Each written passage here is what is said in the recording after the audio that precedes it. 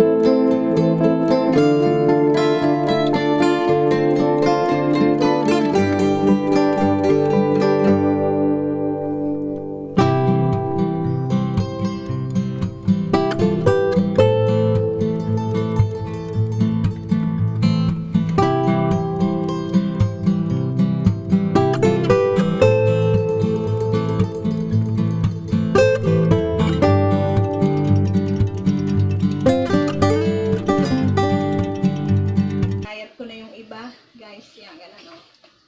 Para siyang natali ko. Tapos itong mga balat, ilalagay ko dun sa ginagawa kong poko.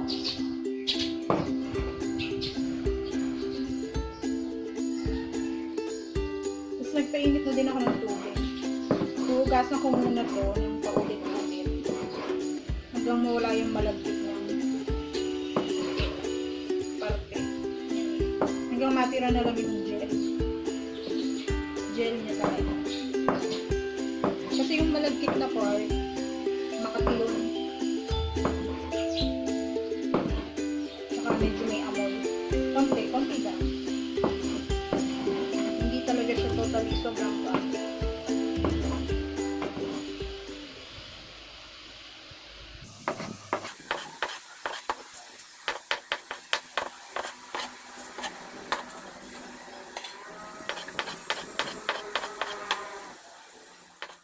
Yan, ito na yung hinugasan kong aloe vera. Bali, hugas na siya. Alis na yung lagkit niya. Ayan, wala na siyang lagkit. clear na siya. Para na siyang nata de coco.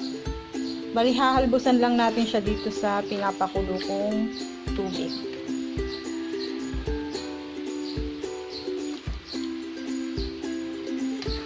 Halbusan lang na, antayin lang natin siyang kumulo.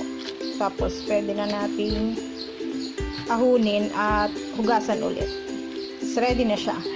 Ready na siyang isahog sa mga lulutuin natin.